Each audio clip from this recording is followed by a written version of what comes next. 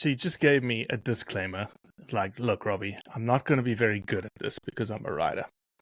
But I did listen to your podcast and I was super impressed. Number one, you know what I loved about it? And I've always wanted to do something like this, and maybe we won't tell anybody the idea because somebody's going to steal it. I'll just say it. I've always wanted to do almost like a crime series podcast for us, the hunting community. I've felt like it's a space that nobody's ventured into. I feel like there's situations that warrant something like that. It's almost like investigative journalism in the hunting space telling this story. You Sure. got the opening of yours, I was like, oh, she did it. Well, thank you. I'm glad it hit that note. That's my favorite thing to do, is to bring journalism to hunting. So I'm glad that came across. Well, I hope this isn't the last time that we connect because, again, we've got so much happening in our world and we feel like we're the spear tip of any sort of hunting controversy or drama happening in the world right now. Yeah, we'd love to do more things with you. Yeah. Did you go into Sail, Victoria, when you were down there? Into Do you Sail, remember? not Sail. I went a lot of places in Victoria. I don't know how many kilometers we drove while I was there, but Well I don't done think so. converting, though. Converting to kilometers.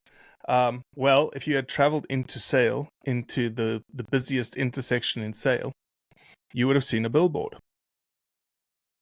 I've seen a picture of this billboard. It's a great billboard. Tell me more. So the billboard was, the original billboard was a proactive message around duck hunting. And we designed it like a sort of poker Rolodex. And if you actually clicked on the website, it moved like a Rolodex behind. And what it said was, it's duck season. So it happened, we put it out a month and a half before duck season. And it finished the day after duck season ended in Victoria, Australia. And then above it, it said, it's life, it's respect, it's tradition, it's culture. And so it looked like this, like these are the things that are associated with duck season in Australia. Sure. The advertising company has never received that many complaints on an advertising campaign ever. Oh, no. That sounds like Victoria. And they were seriously considering pulling it. Well, we galvanized our troops and we sent 100 positive messages around the billboard into the advertiser. Up such that even the program manager of the advertiser said to me, my boss told me to tell Robbie to call off his people. We get it. Very And cool. it's true. Have you ever seen a billboard that you really like and decided to call the billboard advertiser and say, hey, great message? Never. No, never. Nobody in the world's history has ever done that. But if you hate that, it's classic, right? If you hate it, you're going to complain about it. Yeah, like social media comments. Yeah. And so I know it worked, Natalie, because you know who Georgie Purcell is. I'm sure Georgie Purcell came up in conversations with you, right? Oh, I've heard of her. Okay. Georgie, we must have gotten the of Georgie Purcell. She must have found out about it, the whole kit and caboodle, because right behind our billboard is a digital billboard with the same advertising company. And she put her own billboard up there. And her billboard, to the whole reason you went to Victoria, Australia, said this: I may be banned from the wetlands, but I will never be banned from championing to end duck hunting.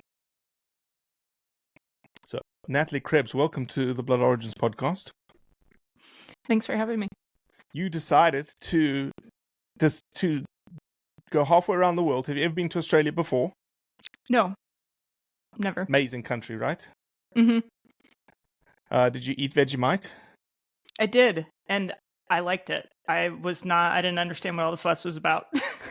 I hate Vegemite. I know what all the fuss is about. So, for this podcast, we need to stay on track, because if we can get off track with Vegemite. How many pies did you eat? It's hard to keep track, but Lots. more than one and less than a dozen. Classic Aussie staple food. And you decided to go to Australia to see what all the fuss was about the craziness that is duck season in Victoria, Australia. Yes, Why? precisely. Well, selfishly, I wanted to go duck hunting there. But really what I wanted to do was see it for myself, because you can hear about it, and when you hear about it, it just sounds unfathomable to an American duck hunter, where none of that stuff is either legal or would our hunters tolerate it here. And I live in Arkansas. Like, it would not be tolerated here. You live in Arkansas? I do. Where? Northwest Arkansas. Wrong side of the state for duck hunting, but close to Oklahoma and Kansas. What city? It's near Bentonville. Okay. Yeah. I was just in Heber Springs fishing. Okay. Yeah, there's lots of great. I live in Memphis. Oh, okay. Yeah. So see, you're on the proper side of the state. Yeah, it didn't. You can hear all these wild stories about it, but it just didn't feel. It doesn't feel real unless, at least to me, like I'd heard about it, but I wanted to see it for myself and try and translate that to hunters here, to kind of make it very clear how big of an impact this is on the waterfowling culture there, and kind of what the repercussions are here, even if we don't think we're going to end up with protesters in our, like, at our WMAs. They're also antis over there, are leading a very sophisticated campaign on the legislative level, like on the regulatory level, all this stuff. So I wanted to go and meet the hunters there and see what they put up with and how they were handling it and how they were moving on from, a near ban. It's super interesting that the American hunting world, doesn't have saboteurs. Australia has saboteurs. The United Kingdom is like the epicenter of saboteurs, but you just don't see it in the States. You have the people standing on the street with their billboards and whatnot, but you don't have people like going and saying, okay, I'm going to go. I think the closest I've seen is people saying, okay, I'm going to buy the grizzly tags as a non-hunter and not hunt it. You don't see people like driving the roads and finding like a mountain lion track and going, okay, we're going to go and chase this mountain lion away from potentially a hunter that's going to come in and chase a mountain lion. Sure. Maybe it's too hard work. I don't know. Yeah. That was one. I mean, lots of things struck me while I was there, but that was one thing that I noticed in Victoria. Have you duck hunted there? No, I have not. We've done a bunch of other stories there, and it's one that obviously we've been involved with for 3 years now, at least. I've never had the opportunity to go and duck hunt. Maybe next year. Yeah, it's legal, which is great. So Victoria's wetland, at least the places that I went, were unlike other places I have duck hunted here in the U.S. in that they have lots of lakes, lots of wetlands, but they're often very shallow and they're often ringed by like dirt roads. So hunters will go and they'll camp all around the lake, and then they'll and I was there for opening weekend, and it was more of, I'd compare it to the dove opener in Texas, right? Everybody just kind of lines up, even if you're not going to duck hunt dove hunt the rest of the season, you're out there for that opener. And so people are just there to have a good time and shoot a couple ducks. So they all wade out into the water, like they're mostly pass shooting, at least what I saw, which is great for casual hunters, but it makes it really easy for the activists there to get in their way and get in their face. They're in their camps. It's right there. It's all very visible. Like, you don't have to go find hunters. And on top of that, they've had all these regulations passed that make it a lot easier for antis to get out there. Like, legal shooting light in Victoria right now is 8 a.m. Like, we were setting decoys in broad daylight, and it's a lot easier for a protester to get out of bed and go paddle on the wetland at like 8 in the morning rather than get out there at 3 in the morning and find you. So there was just a lot of factors that I think do make it easier practically, but also the laws are not working in their favor for the hunters or the ducks. So describe to me the scene. You get there. The reason I wanted to have you on this podcast is you went and you experienced it, and you're like, all right, I'm gonna show up to this wetland. We're gonna hunt, and here are all these freaking activists. So, and I've seen one of the posts on Outdoor Life was the video out of the vehicle, and you drove by all these people, and then you drove by a tent that was a duck triage tent. It had wildlife vet flag poles outside. It was quite an elaborate setup. So describe that. Describe like you arriving, all of that kind of stuff. Yeah, absolutely. And I will say I can't take credit for all those videos. A lot of those were crowdsourced by duck hunters who were there. But I was at that camp. I saw the activists there. I saw the vet triage tents. So essentially, the short version for people listening is that a lot of anti-hunters, activists, protesters go out on the wetland under the premise of duck rescue. Often what they're doing is flaring birds. They're hindering hunters. They're trying to prevent ducks from being killed. But what goes with all that is that on opening day, week, it's getting longer throughout the season. Like all of this, like whole activist circus is happening throughout the season. But they show up in particular force on opening day. And so what happens is they tried to find where a lot of hunters were. They'll send out little scouts in scout cars. I was there with Glenn Falla of Field and Game Australia, and we bumped into an activist scout who didn't have any license plates on his cars. He was driving around looking for hunters at all the different wetlands and then reporting back to a base camp.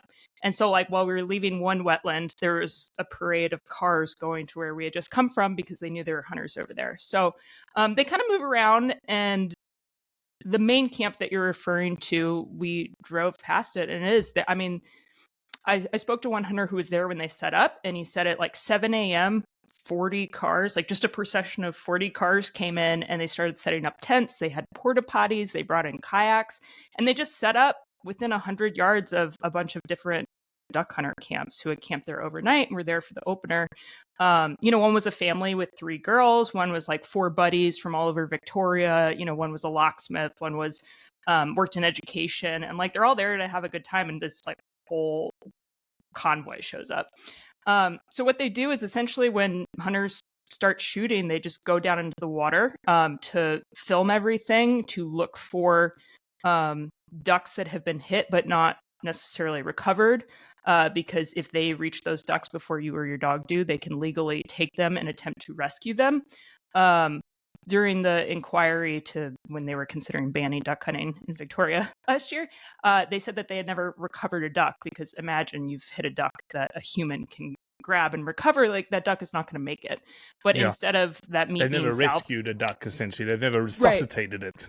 Right. And they've said that I haven't checked on this recently since the season ended, but they had said they'd recovered 2 ducks or something the whole first 5 days of the season in Victoria. But if you think about it, like that meat's being wasted. There's a whole host of reasons why that's a problem. But anyway, that's why they're out there theoretically. And so they essentially are just like standing near you. Legally, they're allowed to be. What is the limit that they legally can be next to you? So it's 10 meters on the water which activists do have to have a game license and have passed their waterfowl identification test to legally be on the water there. A lot of people will run into the water if the police aren't around. That happened at that camp. And so it's 10 meters, but I mean, like if duck hunters are supposed to set up 100 yards from each other and you've got somebody just like standing there at 10 meters, they get in the way of both your line of sight, of flaring birds, whatever, everything. It's a funny regulation, right? Is the 100 yards between duck hunters a regulation by the GMA, or is that just an unspoken rule? It's a recommendation from Field and Game Australia, just kind of like here, sort of etiquette sure. Is like, okay. So just the idea that like how that made it into the regs in Victoria, that a protester can stand 10 meters from you, is wild. So that was one example. Another thing is just that they like the family I spoke to with the 3 girls, they had activists filming them the whole time. So anytime you're doing anything, you're being filmed in the hopes that you will either get angry and yell at the protesters, which makes great social media fodder to show how hunters are irresponsible. Yeah, of course. maybe you maybe you shoot, which this, I don't know of any instances of this happening this season, but certain ducks are protected that weren't protected the previous year. And maybe somebody shoots one of those. Again, this is a made up scenario, but they're hoping to capture that on video and then show that hunters are shooting protected species. All kinds of examples like that. It's funny. Australia is, as you just got a very good taste of. Australia is a country of rules, like uber rules. Like, it's the only country where everyone's going to be super drunk at night, 3 o'clock in the morning, and the little green man it's red. Nobody will walk. They'll all wait for the green man to go. Okay, so you would think in a society like that, the videoing of minors would be highly illegal. Sure, and it is illegal. I don't know what the consequences are, but many of their activities that they're doing are illegal, but the trouble is that authorities are not there at the time when a lot of this stuff is happening. And also the activists are wearing masks, which makes them very difficult to identify. They're all wearing very similar clothing, like black leggings, white sweatshirts, fluorescent construction vests, and hats. And we ran into this problem. I was hunting a different day, kind of closer to Melbourne, and Trent Lean, who I was hunting with, or we were hunting about 100 yards away from each other, he had paddlers in his decoys all morning, and he documented everything to show that they were flaring birds, all this stuff. I had photos of her at the boat ramp, matching her face to her out, all this stuff. And she still tried to deny that it was her in that boat flaring those ducks when it came time to talk to the authorities. It ended up, all of our documentation ended up getting her banned. Trent did a great job of showing birds flaring. But that's just an example of, you need so much to press charges and to actually secure a ban. So when you've got somebody running through the water who's not supposed to, when the police aren't there, nothing's really going to happen. Which is another thing, is just that all of these activists attracted politicians who were for and against duck hunting. They attracted the police, they attracted game wardens, they attracted media, broadcast media. I was there because they were there. And it's just, I can't imagine wanting to spend opening morning like that. That's not why I duck hunt, is to deal with this parade of people. And it's just a lot of back and forth. It's kind of like the billboard situation.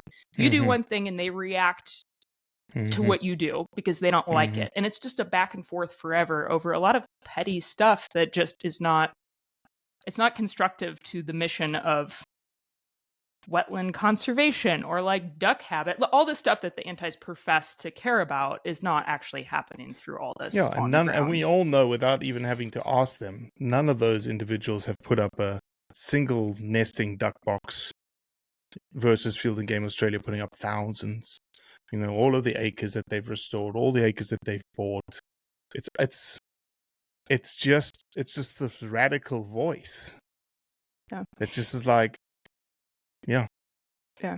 It's also tying up valuable resources. Game wardens are spending time reviewing video of oh, I think that this hunter is camped 23 meters from the water instead of 25, the regulation, trying to get, a citation for this hunter. That game warden could be out actually looking for poachers or helping to manage wetlands and game and do their actual job, which is, check in with hunters and actually steward the resource. And that's not happening because of all this.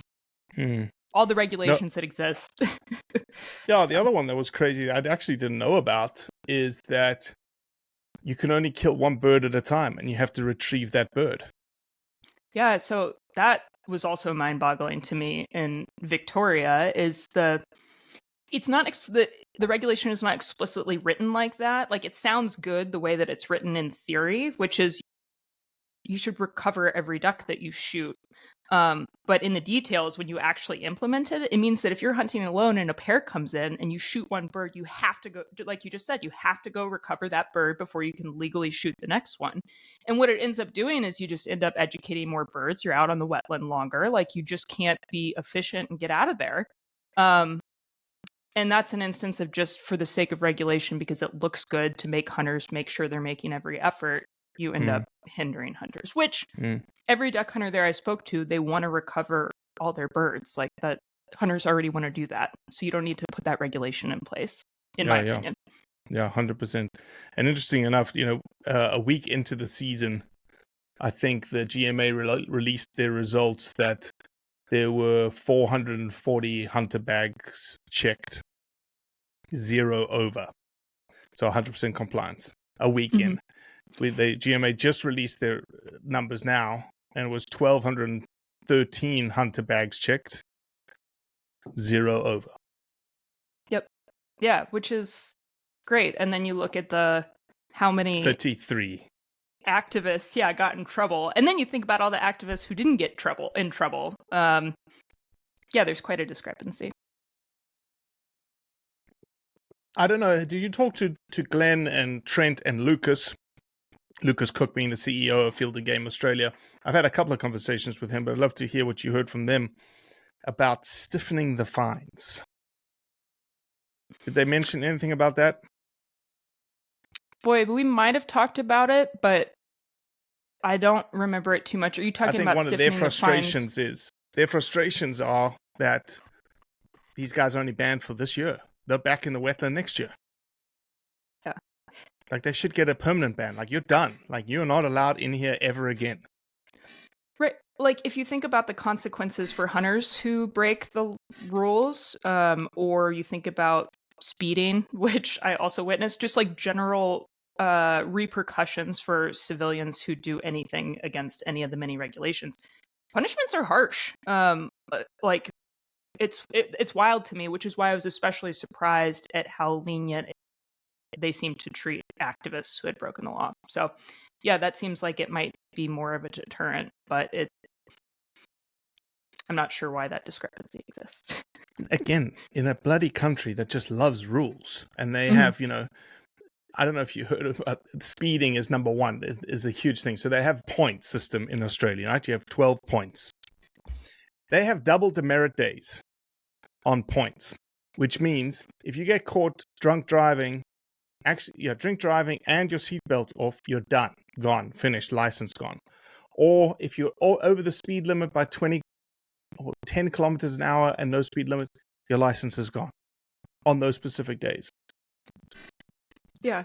Even driving, it was something like 15 kilometers over the speed limit, which is fewer in miles per hour, right? It's like not quite that high. You get a fine for $375. Like, anything the cops deem reckless driving, like if they decide to, they can seize your vehicle and just crush it. Like it's wild, especially in a country that's all about, like, that came out with Mad Max and has a crazy overlanding culture and all this stuff. It's almost like they need something to do, and so they keep making up rules. But well, that's what we need. We need them to just be like, all right, you put a point system in for freaking infringements and banning, and just harsher sentences, because we all know the harsher the sentence, it'll be the thing that will get the antis questioning, is this worth it? Yeah, that would be a sensible application of a system that already exists. Did you talk to any anti-hunter? I tried. They generally, the best conversation I had was asking to speak to two that had walked down to grab their kayaks at that really big camp. I told them I was a reporter from the US and that I would love to speak with them. And they said, "Oh, are you? I bet you are." And they're like, "We'll see if anybody wants to talk to you." I'm sure it was because I was standing with people who are hunters, and they just assumed like I didn't look like an activist. Mm-hmm. And so, and other people that I spoke to just didn't respond. And generally, that's what the hunters I spoke to say, is that they don't really respond to you. This is what Trent Lean said, was if you talk to them in an educated way, if you're polite to them, they just don't say anything. Because they're looking for hunters who will give them more of a rise and get more irritated. So yeah, I was a little disappointed by that. Like I did want to speak to them. Like that's part of my job as a reporter, is to hear their side, give them an opportunity to say something, ask them some questions that I'm sure they've heard before, but like that part was important to me, and I was disappointed that I wasn't able to accomplish that. You know what we need to do next year? What? You know exactly the get-up that they wear, right? I do. Okay. We need to purchase a couple of get-ups, and we need to hire a couple of Aussies and let them go undercover. If everyone's masked up, you don't know people's faces, mask them up, put the hats on, put the thing, drag the kayak, let them drive in. Be like, okay, who are we gonna mess up today? Who are we effing up today? You know, and just see what you get. Have them fully mic'd up. Yeah, it would be fascinating. And if I was more, if I'd worked harder, I could have pulled that off while I was there. I was there for a while, but it also just felt so like I felt so much like I belonged on the hunting side. But we should, you should do we that. Should definitely do it. Yeah. Definitely. Yeah, just to see, like, just to see undercover, how they just think like, about things. Yeah. Yeah, what are you thinking? Why are you doing this? Like, hey, where are we going today? Like, why are we doing this? I heard about this. Like, I was told to show up. Like, what am I doing here? You know? And just get their, like, response. Okay, this is what you're here for. Yeah. Yeah. Yeah, well, you know, I think the best thing about the Australian duck situation that, again, you do not see here in America either, is when that inquiry came out, and the recommendation was all over the map. Like in the recommendation from the parliamentary committee, they put a committee together for everyone who is not familiar with this. The parliamentary committee got put together last year, was very skewed in the anti-hunters' favor. Georgie Purcell was part of the committee, and they came out and recommended that hunting was to be banned, duck hunting was to be banned. But then in the appendices, the suggestion was for it not to be banned. So there was a little bit of contradiction in the actual recommendation. But then what happened was that the blue-collar trade unions stood up and said, we do not accept that. We get our days off. We want to enjoy recreation, and this is part of it. And so we are standing up against it. I've never heard of a trade union in America standing up for a policy at a state level from even remotely related to hunting. Have you? No, like not the that coal miners trade union or the transportation trade union. Nobody, right? And so what these guys do, they've got political power. And what happened was the upper echelons of the Animal Justice Party weren't going to change their minds. The upper echelons of the Labour weren't going to change their minds. So there's all these backbenchers that are, they keep their heads down, they don't make a ruckus, and they just go with the flow. Typical politics. And when they heard that the trade unions were against this, they're like, oh man, those are our constituents. We better sway in the other direction. And that's what happened. It was huge. Yeah, it was something like 800 workers walked off the biggest construction site in Melbourne. They're just like, nope, like you can't exist without us. Like, don't ban this. Yeah. And don't come by and get your headshots taken in front of this project because you're not allowed on the site anymore. That's awesome. Yeah. And one of the way I understand it, I'm sure you know more about this than I do since you've been on this for 3 years, but is also that they kind of have been leading the charge of uniting outdoor recreation in general. So not just hunters, but people who ride dirt bikes or go fishing or rock climbers. Like rock climbers have banded together with hunters to help protect this because, as Glenn expressed to me, there's a whole movement to kind of just preserve everything, stop recreation, and don't let people in the bush, which is mind-boggling, particularly when you consider how few people there are in Australia, which it's something like, I'm going to get the exact number wrong. I want to say it's less than the population of Texas. It's something like 23 million. Yeah, I was going to say 25, around there, yeah. Yeah, it's less than 30 million in a massive, massive country. Like, I don't know what the square area Almost is, but the one of their size states, of America. Yeah, one of their smaller states is like the size of Ontario. It's wild. but that is how a lot of the regulation is going, is towards preservation. So I'm just really impressed that they've managed to unite user groups that are often at loggerheads here in the U.S. Like rock climbers are not banding together with duck hunters right now. Same thing's happening right next door in South Australia. They're looking to ban bow hunting. Susan Close, who's the Minister of the Environment, wants to ban bow hunting. And the collective voice behind that's going to go, okay, she's going to come after something next. So what is she doing next? 4-wheel driving? You're next. Sport fishing? You're next. Saltwater fishing? You're next. And it's this idea like we're the what's the word? We're the scapegoat. We're the low-hanging fruit. And once they take us, you're next. And it's really, you're right, it's a pervasive sort of thought process, specifically in Victoria and South Australia. Forest and Bird, just across the strait in New Zealand, has very much the same thought process. They have areas in New Zealand that they don't want any humans in, period. Nobody's allowed in there, not even walkers. It's a crazy mentality. And I then take another step back, and I'd love to hear what you think about this, is that there's just this general sense across the board. You're talking about ducks in Victoria. We're talking about deer in South Australia, elephants writ large in Africa, horses in Nevada, wolves in America, wolves across Europe. And there's this, like, you're not allowed to use these resources. It's sort of an anti-use movement, if you think about it more broadly. What do you think about that? I have lots of thoughts about that. I think you're right. I think there's a mindset at the idea of, how do I phrase it? There's a movement towards individualism, like looking at animals as individuals, like anthropomorphizing them rather than population management, which goes against the model, like the North American model of wildlife conservation. It goes against a lot of biology. It goes against the idea of not even animal resources, natural resources, if you look at like timber and forestry and all that stuff.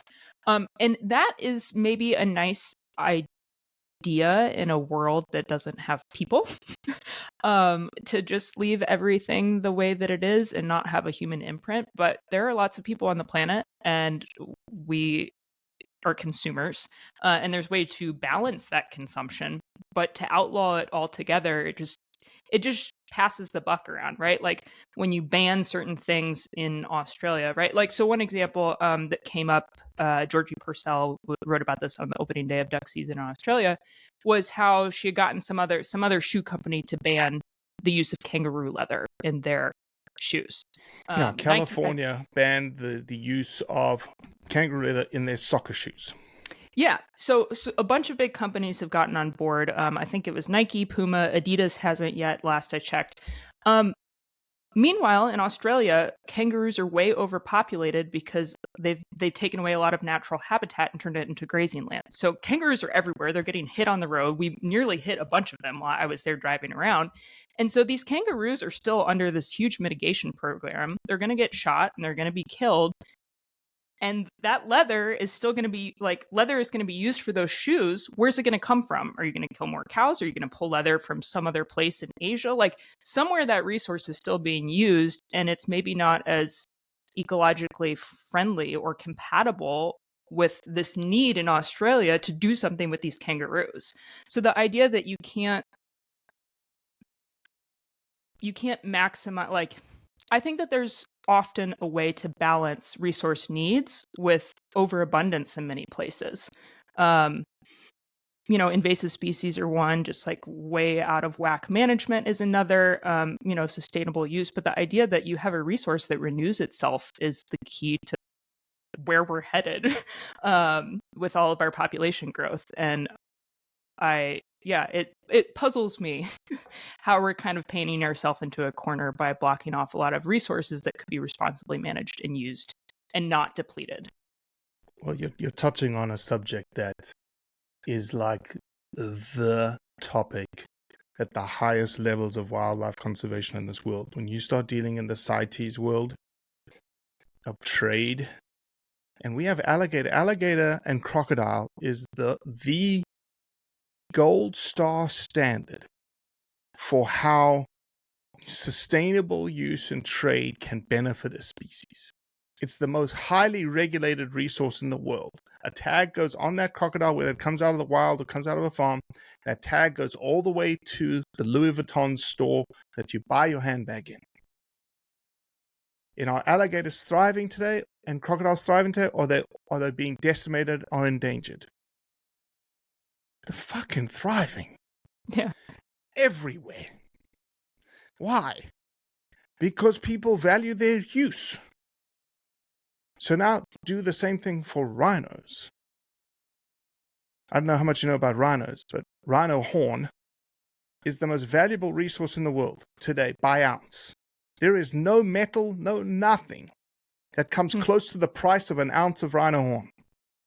It's like 10 times or 100 times more. A dead rhino today is 100 times more valuable than a live rhino because of how valuable that horn is. Now, it'll blow your mind when I tell you that horn regenerates by 2 kilograms every year on a live rhino. Really? Not know that. It's like your fingernail. Do you think you could be like the bastion of rhino conservation by being allowed to trade and farm in rhino horn?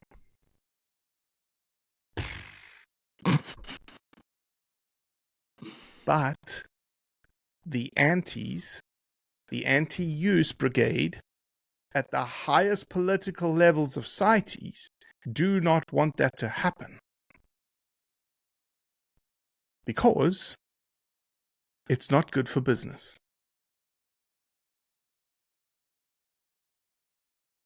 And I'll say one more controversial thing, since I've said a bunch of controversial things already. Lay it on me.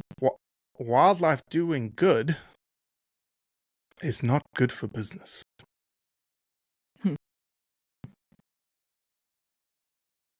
And you're talking about at that upper level of people whose jobs it is to regulate the stuff, raise CBDs of alarm, the world, the collect humane money. societies of the world, the I4s of the world. Think about it. Yeah. If the species is doing good, you don't have a job. Because you don't have to champion for raising money because they're, critically extinct or critically endangered. Yeah, donations don't roll in quite so quickly. So it is, again, it trickles from that highest level all the way down to an animal justice party in the state of Victoria championing the banning of duck hunting. Yeah. And what's next after duck hunting? They'll go after something else. And I think it's just low hanging fruit. I think that's why Georgia goes after it. I think that they've seen success. It's very visible. We're a small minority versus like doing the same thing for CAFOs, big cattle operations or big pig operations or big chicken operations in Victoria. Like, they hate those things, but they don't really. I don't think that they can do anything about it. I don't think it's ever going to change. That was one thing that also, this is kind of in the same thing that struck me. It was just the idea that, so duck hunting has been banned in 3 states in Australia. It's still legal in 3 more and a territory. One of those states is New South Wales, which I'm sure you know all about. But for listeners, the quick rundown is that it was banned there. Recreational duck hunting was banned there in like 1995, I think it was. The proverbial term being recreational. Yes. But it's called mitigation there. I'd call it depredation, whatever you want to call it. There's rice fields in New South Wales, and you can shoot huge, massive quotas of ducks on private property in protection of crops. You can use lead ammo. You're not required to consume the meat. All of this stuff can happen, and they're shooting thousands of ducks there. They shot thousands of ducks there under this program last year, and this just kind of goes back to, I don't know, the kangaroo example. But when you ban this stuff, animals still die, like rhinos. Like people are poaching rhinos, and all that changes is who kills the animal and how much it costs people. And when hunters do it, they're paying for it. They're paying for conservation. They're consuming the meat, and they have an interest in protecting it. And so it's just that trying to shut down recreational hunting isn't going to stop the death of, I mean, you look at mountain lions in California, they're still being killed there because they have to be managed, because we live on a planet with a bunch of people and we coexist. In some cases, have conflicts with wildlife. So, yeah. Well said. It's well said. Just very puzzling to me. I mean, I'm curious how you deal with just the ass backwardness of a lot of this. Like, this is what you spend a lot of your is just seeing this all over the world. I drink and talking a lot, to people. like all day long. I drink a lot. No. So do Australians. Look, I've got a bit of Aussie blood running through my veins. It's the dark side of my family. We don't like to talk about that side of my family. You know what? This is the approach I take, and it's happening like right now as we speak. If you go to our Insta story right now, if you go to Blood Origins Insta story right now, you'll see we've been battling. There's this post that comes. It's a paid ad. It's a 24-hour paid ad. It goes on to these huge nature accounts, 6 million, 7 million, whatever. This one today is like 800,000. And it's an ad to ban trophy hunting. They have all these sick pictures. It has nothing to do with the typical content on that page. It stands out like a sore thumb. Like today's is on Always Sunny in Philadelphia's Instagram page. Okay. Wow. But when I first started, we got tagged into we've been hitting these guys for 3 years. They were selling t-shirts 3 years ago. They're into selling jewelry now. They don't sell any t-shirts anymore. We've tracked them. I've gone down a rabbit hole. I found their address in England, but nobody lives at this address. The IP address routes through India. We have gone deep to try and find these guys. But today, if you go onto that ad right now, back in the day, there was hardly anybody pushing back. Hardly anybody educated. But you go today, and maybe it's the account that they choose. I don't know. But before it used to be hundreds of negative comments for one positive. Now it's 10 negatives for one really good positive. And it's not me asking our community to go comment. It's already people there going, this is weird. Like, what's going on here? Why are you getting after hunters? They do so much for conservation. Over and over and over and over again. So whenever I comment, to get to your question, whenever I comment on something like that, or I comment on a field and game post, or George, you put something up and I comment there, I know I'm not changing Georgie's mind. I know I'm not changing Jason Momoa's mind, or Leonardo DiCaprio, or whoever's running their page. Or that, what's his name? Mike Holston, the real Tarzan. He posts a bunch of anti-hunting stuff. But because their accounts are so big, I know 100,000 people just read what I wrote. And I know I planted about 30,000 seeds of like, wow, that guy actually makes a little bit of sense. And that's what keeps me going. Like, I know that we are changing, and I know we're making differences. We may not have like tangible, like this happened because of us, but you just have to do it for long enough, I think. And we've only been doing it for 3 years, really, at this stage, as a non-profit. And how long has the HSUSs of the world, the animal justice parties of the world, how long have they been going to get to this point? 30 years? 15 to 30 years they've been working at it? Imagine what it looks like if we work at it for 15 to 30 years. Yeah. That's good to hear. That is encouraging. And that also was something that I asked most of the, I talked to more than a dozen duck hunters, like public land duck hunters just in Victoria in a couple of days. And I asked almost everybody, like, how are you feeling about the future? Like, are you hopeful? And I mean, Aussies have such positive attitudes and excellent tempers in general. Like, but they were all hopeful. Like they felt a sense of relief and accomplishment that they had managed to overcome the ban. And that victory, I think, has put them, on a more hopeful path. So that was good. That was kind of my takeaway, was they've been through some shit, and they're seeing kind of that their efforts, to your point, an increase in good comments, like they're seeing that pay off, and that momentum hopefully continues. That's awesome. Well, look, I'm super grateful to someone like you who decided to go down there, shed a light into an audience in America that had just no idea.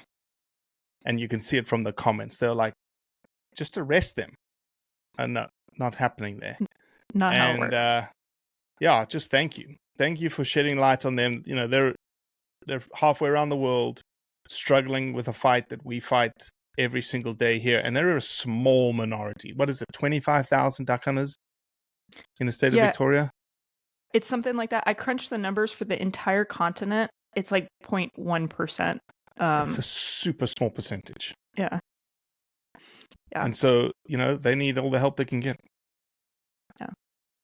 Well, next time I'm bringing you to go undercover, because we got work to do on infiltrating the Antis down there. I can put an Australian accent on. Come on, put another shrimp on the barbie. No, my Australian accent sucks. We'll get some Australians. We'll pay them in beer. It's a good plan. I'm sure they'll accept. Natalie, that was awesome. Thank you. Well, thanks for having me. All right, Steph.